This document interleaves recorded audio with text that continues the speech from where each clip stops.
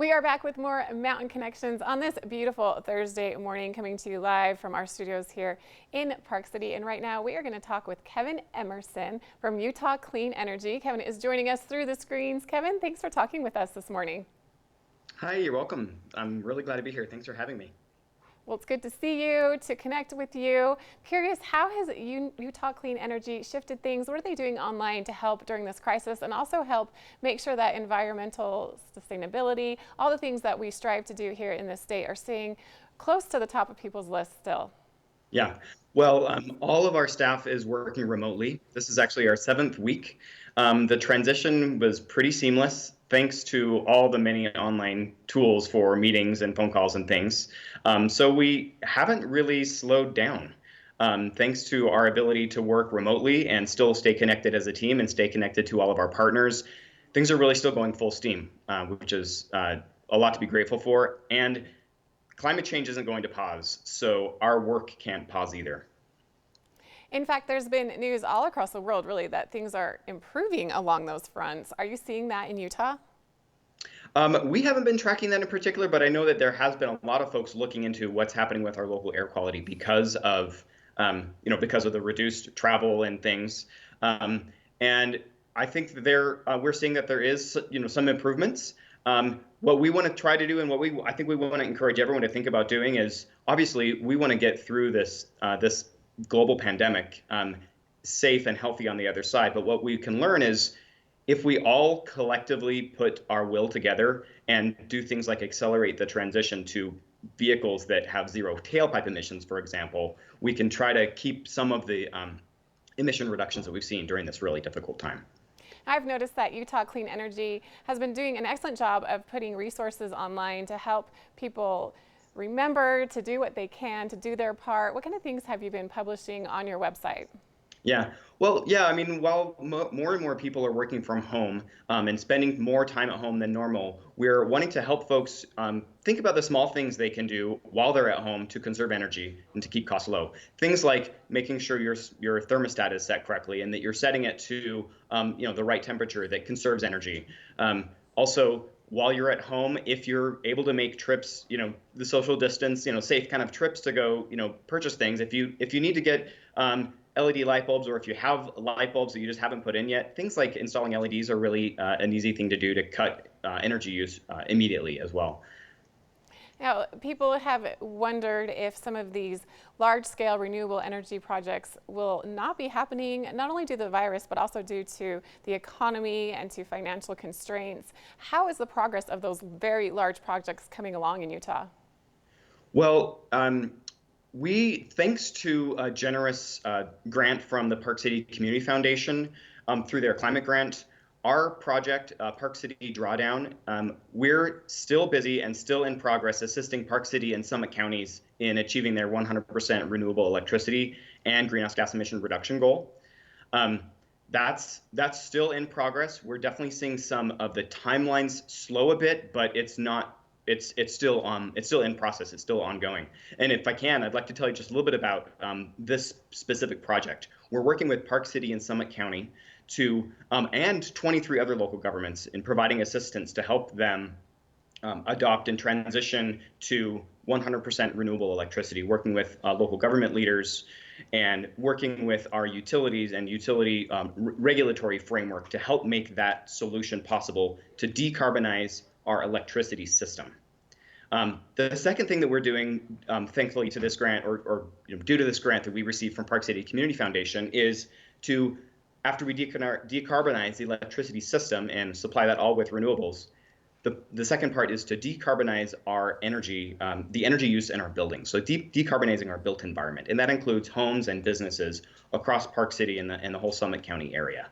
We're going to be working with Park City leaders, Summit County leaders, the built environment experts, designers, developers, engineers, contractors, to come up with plans to rapidly shift towards decarbonization in our built environment. And that means dramatically increasing the efficiency of buildings, shifting to electricity for energy systems and heating systems in buildings that typically come from fossil fuels, such as natural gas. and then also incorporate that 100% renewable electricity grid. So we're staying busy, and what we're doing right now is really doing some of the preparatory kind of planning, things that we can do offline. But thanks to things like Skype and other other online video messaging services and video meeting services, we're planning some pretty important meetings to come up in the near future with the Park City community to get feedback on what that kind of plan to decarbonize our built environment looks like. As these large-scale projects are continuing, thanks to Park City Community Foundation and other organizations, what is one thing that individuals can do, families can do in their homes right now that really will help make a big difference? Well, there's a few simple things. I mentioned a couple. If you can put in super efficient lighting, if you can control your thermostat to make sure you're not heating when you don't need to, and even if you do need heat, try setting your thermostat down a little bit lower to conserve energy, and find a place to sit and read in the sun, or have your lunch in the sun, or put on a warmer jacket or sweater. Things like taking a shorter shower also can add up to big savings by using less natural gas to heat the water, that we all love when we're taking warm showers. And with this heat and summer coming, people are going to be shifting to air conditioning, central air. Does that cause a strain within the environment?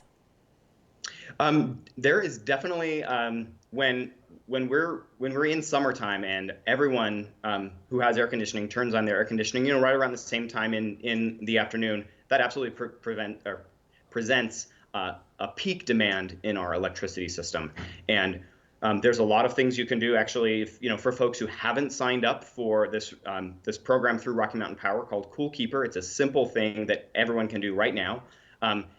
It allows Rocky Mountain Power to help manage that kind of peak demand for when we do come into the heating system and we do need to turn on our air conditioners. So it helps avoid the electricity consumption, really creating a peak demand all at one time. Definitely something we need to be aware of as we're having some warm temperatures right now, to think about how that affects everyone when we all turn on the air conditioning full blast at the same time. That's not a good idea. What about heat pumps? So heat pumps, I'm so glad you asked. Heat pumps are a really central component to decarbonizing energy use in our built environment. Right now, the standard practice is a natural gas forced air furnace, or maybe a natural gas boiler.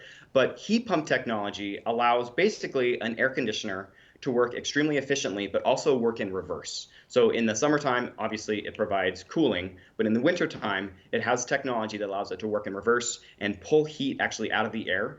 There are cold climate heat pumps that work in colder climates, obviously, hence the name, that can work down to negative 10 or so degrees Fahrenheit, or maybe even more than that. So that's actually something that's part of our project with Park City Community Foundation and the Park City and Summit County communities to decarbonize our buildings. Part of that is, how do we help folks adopt that specific technology? And in fact, Habitat for Humanity of Summit and Wasatch counties, who we're working with right now to provide some technical assistance and some support from a grant that we received, they're actually building 2 single-family homes that are meeting the Department of Energy's Zero Energy Ready Home standard. So those homes are so efficient, they only need a small amount of renewable energy to offset all of the energy they need. And one of their homes is going to be using a ductless heat pump system, and the other is going to be using a very high efficiency natural gas furnace. And they're really looking at piloting how does this technology work in the climate, but also for affordable housing, where it's obviously very important to help keep costs low, so that operating and owning the home is affordable as well. So it's really exciting to see Habitat for Humanity be taking a step in that direction toward decarbonizing our buildings through trying out this heat pump technology.